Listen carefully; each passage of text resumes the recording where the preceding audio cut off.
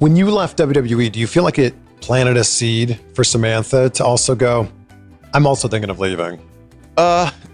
No, I mean, she's been talking about that for a while, even before I was even, my stuff was up.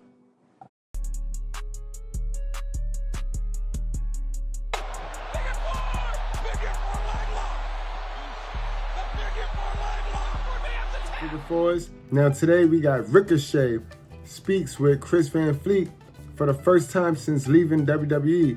So he's gonna speak about Samantha Irvin departure as well. So let's get straight on into that, guys. Hit that like button. I think it happened at WrestleMania. I think last year's WrestleMania was for her, because especially for her, announcing was only supposed to be like the way into WWE. So you're talking about WrestleMania 40? Yeah, with like Roman versus Cody, and then The Rock, and then Undertaker, and all this stuff. Yeah. Again, because she, first and foremost, is a fan. You know what I mean? Before all of that, you know, she grew up with it. Her dad watched it. Her and her brothers grew up with it, you know.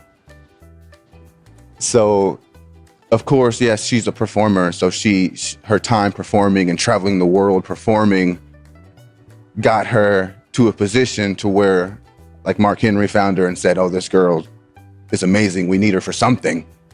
So I think, and then again, like I was telling you earlier, the pandemic happened. She used to live in Vegas and did like Cirque du Soleil, and she did like Vegas the Show, and she did, you know, stage shows. Yeah. So when the pandemic happened, you know, luckily Mark Henry got a hold of her during that. She actually did the full tryout.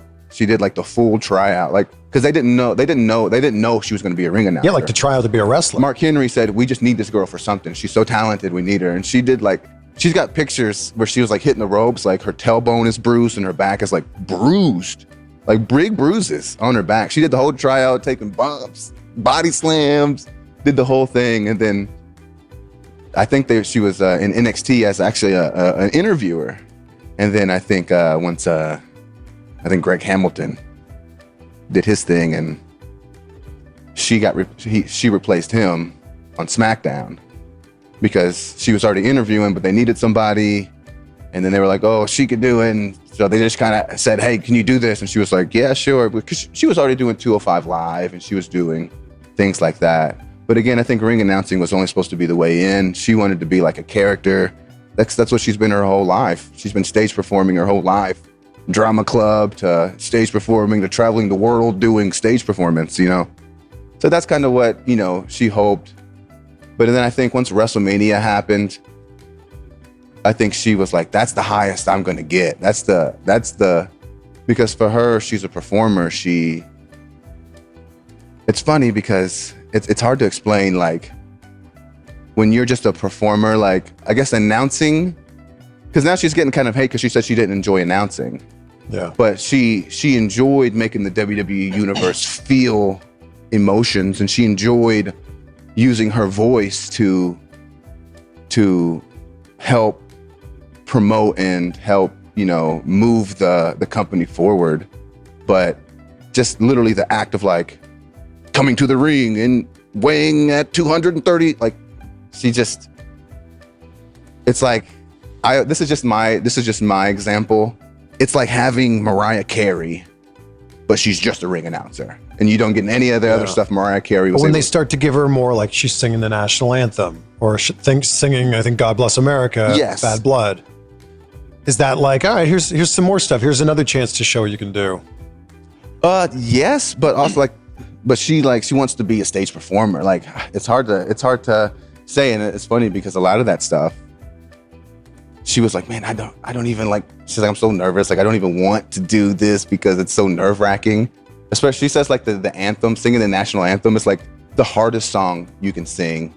I've heard that, yeah. In our, I don't want to say like just the pressure, you know, singing a national anthem when you're on a pay-per-view or you're at Allegiant Stadium and all the fans are watching. Like, she's like, it's the hardest song to sing, and you got to pick your breath properly. And but again, at the end of the day, she loves and respects the position, and she loves and respects wrestling. but she just wanted to be, she wanted to be like Paul Heyman. You know what I mean? Now, this is where I gotta interrupt. I gotta interject here because, and keep in mind, guys, I like Ricochet, man. I had big plans for Ricochet in the E. And I like Samantha. She cool. I don't like her the way y'all like her, but I like Samantha. She cool. But is you crazy, man? Is you crazy? Paul Heyman? Like, Samantha Irvin, if singing the national anthem was hard, and that's what your talent is, that's what you're talented at, if that was hard to you, imagine performing, wrestling in front of the same amount of people. You know what I mean? Your eyes get bigger than your stomach sometimes, guys. You got to be careful what you wish for. Like a manager or something. But at the end of the day, it's like me, for example, I loved WB and I loved my time there and I loved everything that I did. But at the end of the day, like I felt like, and I say it's a huge production. It's the biggest production, in entertainment. Like it travels, it's huge. It's the biggest show on earth. And I think in that production, people kind of have their roles. And once I feel like, this is what I was telling her. I feel like she broke tradition is what I think that's why people are kind of upset. Because again, how long was Fink doing it? Yeah. How long did Lillian do it? Yeah. Even like Justin Roberts still doing it. You know what I mean? And then the fact that she only did it for like 4 years and then she found out like, this isn't what I was born to do. This isn't what I like love to do. Like, but in that time she became so good. I know. And she's like, honestly, she's like, that's my fault. She goes, and she's like, I don't know. She's like, I don't know how to like change that part. She goes, fans were saying she was one of the greatest of all time. Absolutely. She's like, but it's funny because it's like if you had, again, I'm using these names these are my examples. But what if we had Whitney Houston, but she was just a ring announcer? Because even like one time I went behind Sam and I saw her, she had her little book open and she had like the whole, like the music bars, the treble clef, and she had it and she had like music notes. And I was looking there for a second and I just looked over her shoulder and I said, what does that say? What does that sound? And she was like, the music notes that she wrote, it said Rhea Ripley. Wow. So she broke it down like that. And like, I think that's why she was making little jingles. The American Nightmare, Cody Rhodes, Jey Uso, main event, Judgment. She was making jingles. She was trying to time it with songs. She was trying to time it with the beat. So when the beat dropped, she was done saying it so the beat could go.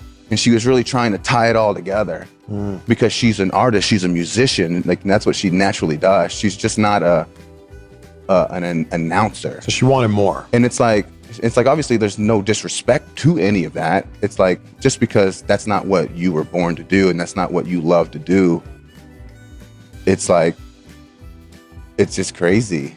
I saw someone on Twitter say she left her dream job and she's like, it's a great job. It's not my dream job. Absolutely. But again, people take offense to it because, again, I think she just broke tradition. I think traditionally, especially in WWE, they build off of like, I don't want to say anything that's going to get taken out of context, but everything does. They build it off like repetitiveness. They want it like, like when you find something that works. Yeah. Like if you smell what The Rock is cooking, he's going to say it every time because then the fans are going to say it. Like, why would he change it up? Yeah. You know what I mean? Why would he change that up? It works. It's working. It's going. So even when The Rock quit, everyone was so mad at him because he just stopped doing it. And to do movies, like, it's funny because I was never mad at The Rock. When he started doing Walking Tall, I was like, I guess I'm just going to watch Walking Tall. I guess I'm just going to watch. That movie's great, too. The Runaway. I'm going to watch, you know what I mean? The Rundown, yeah. The Rundown, I'm sorry. I just got excited. But so that's the way I see it. It's like she found, just like The Rock found, this is great. I love this. I have so much respect for this. I put my heart, my soul into this. I gave it literally everything that I have to make WWE better because of the love that I have for it. But at the end of the day, it's just not it's not what I was born to do. Like, and just like me, I told her, if you feel even half the way that I feel like this isn't what, I want to do. This isn't what I feel like I could be doing more as well. And that's kind of why I left. And she just feels like she could be doing more. And honestly, at the same time, maybe she doesn't want to do anything. Like at the end of the day, we got 2 kids together. We got our house. We got dogs.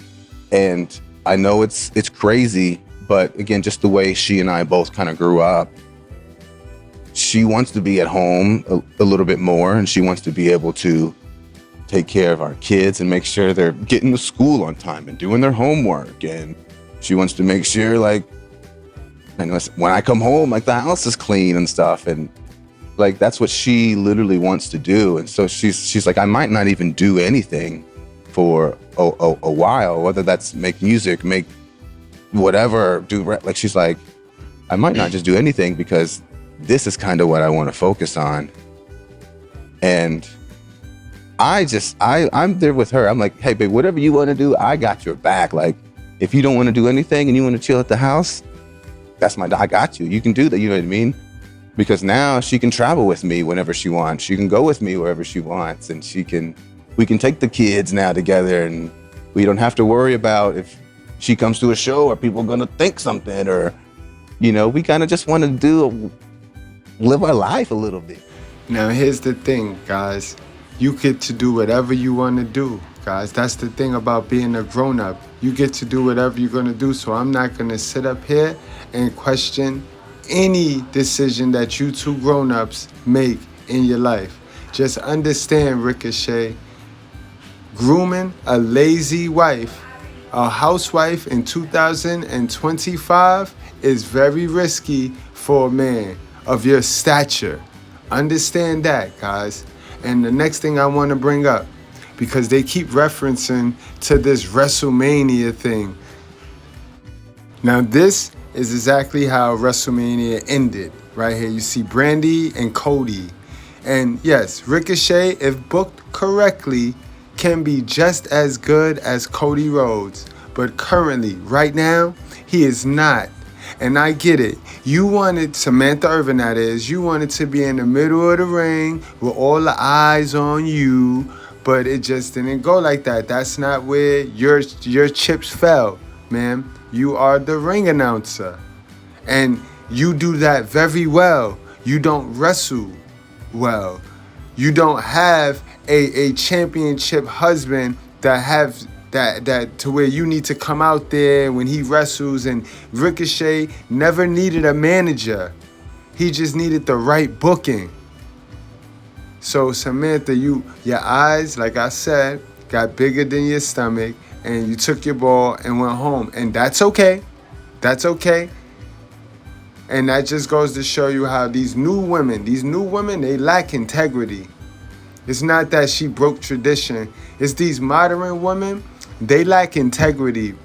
That good old toughness that our grandmas used to have, these women, they lack bear down. They don't know how to bear down. And that's all I got to say about this. But it's been good hearing from Ricochet. And man, I've been quoted on several podcasts of big up in Ricochet and booking, teaching WWE how to book this man. But in any event, guys, y'all let me know what y'all think, man. Y'all let me know what y'all think down in the comment section, and be respectful. Please take your know-it-all hat off. All right, these are just my opinions. This is a wreck. He's moving like an uncaged animal. No lie, he's wild in there.